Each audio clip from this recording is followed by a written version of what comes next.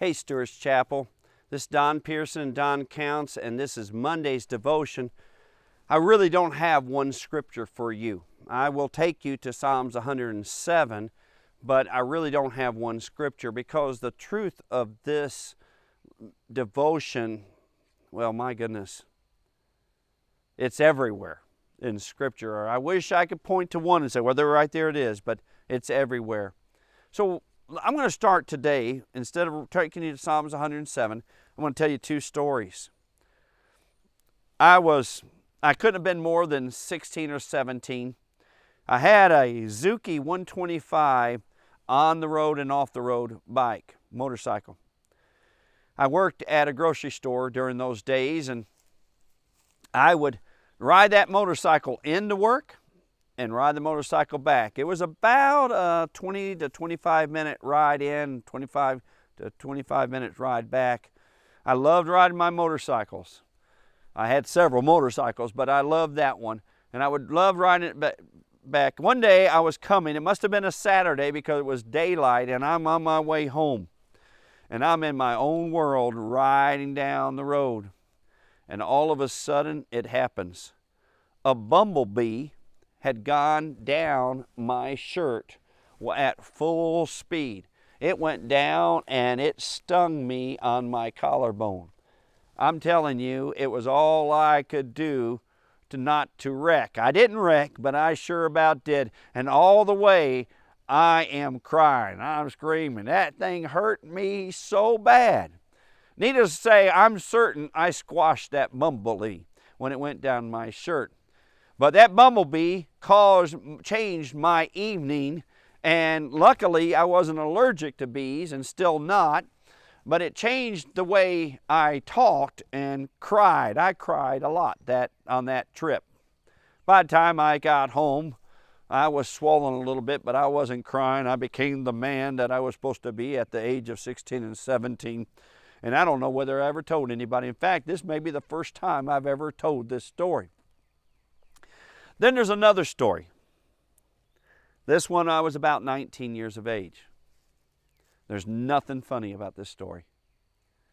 Trish and I were dating. Trish was still in high school. I would go by and pick her up at lunch, and take her for lunch and then take her back to the school. I pulled up in front of the high school where I always picked her up, and I waited. When I pulled in front of the high school, there was an ambulance sitting in front of me, so I had parked way behind the ambulance to give them plenty of space. They had their lights on.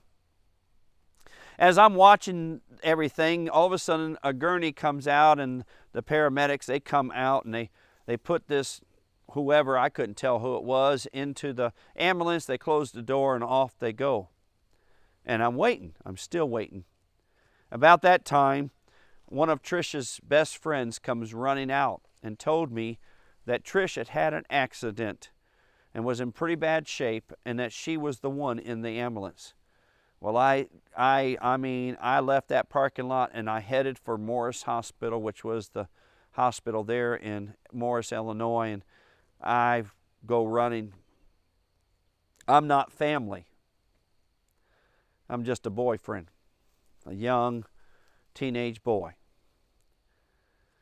Her parents weren't believers then, and my parents weren't much of believers then either. I was a fairly brand new believer. What I find out, and when I get there, is that Trish is in a coma. I heard the doctor tell her parents that it wasn't good, that her vital signs were dropping, and that they probably needed to be praying, which I thought was strange because they didn't pray, but they did that night. I went down into the first floor where there was a chapel, and I spent some time there praying. I spent a lot of time there praying, literally hours there praying. I prayed basically the same prayer over and over again. Lord, you gave her to me. Please give her back to me. Now, it was much more passionate, much more tears. You see, in a normal day life, just like driving down that motorcycle, in a normal day, that bee changed my whole day. This was a normal day. doing the normal thing, picking up Trish for lunch, and all of a sudden everything changed. Now, those of you that know that Trish did not die. God brought her out of the coma, and she did exceedingly well, and they took care of what the problem was. In Psalms 107, and this is the principle, in the Psalms 107, over and over again, it tells us, it gives us a four-letter word, T-H-E-N. T-H-E-N. Then. That word is found a lot in Scripture, Old and New. Then. It's a word that announces that something's about to change, that something has happened, but it's because the then is there because of what has happened before. When the bee stung me, then I cried. Then I almost wrecked. When my wife's best friend told me that it was Trish in the ambulance, then everything changed, and then I prayed. Psalms 107 says, then they cried out to the Lord in their trouble, and He delivered them out of their distresses. It says that 4 times in Psalms 107. Their normal life was struck with a then. I have learned that I pray the hardest when there's a then in my life. I bet you do too. I don't want many thens in my life, do you? No, I don't want many thens, but they will come. What you do in the midst of the days with your then reveals a lot about your faith to God. Will you seek His face when there's a then? I hope you do. If you're dealing with a then now, a T-H-E-N in your life right now, and you haven't turned and sought the Lord, then let me ask you a question. Why? What are you waiting for? You waiting for another then? Thens come in the midst of our normal life. They change the day. They change the life.